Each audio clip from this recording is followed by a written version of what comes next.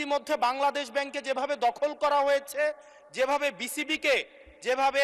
এই এখন আর Bangladesh cricket board এটা নাই, এটা হয়ে গেছে হচ্ছে বাপের দোয়া ক্রিকেট বোর্ডে পরিণত হয়েছে, যেভাবে দখল করা হয়েছে বাপের দোয়া ক্রিকেট বোর্ড। এবং আমি যখন এই জায়গায় কথা বলছি ঠিক এই মুহূর্তে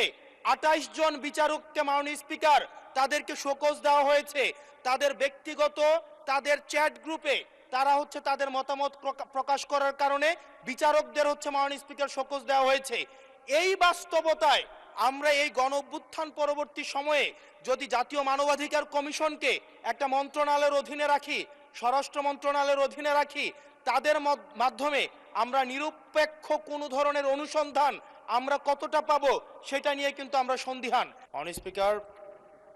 আজকে যেই বিলটি উত্থাপন হয়েছে জুলাই গণ অভ্যুত্থানে অংশগ্রহণকারীদের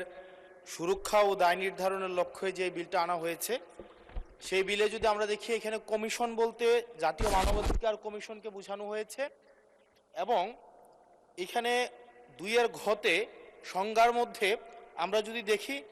বিশৃঙ্খল পরিস্থিতির অপরাধমূলক অপব্যবহার,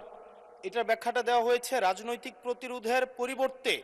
সংকীর্ণ ও ব্যক্তিগত স্বার্থে সংঘটিত যে হত্যাকাণ্ডগুলো হয়েছে এটাকে একভাবে দেখা হবে।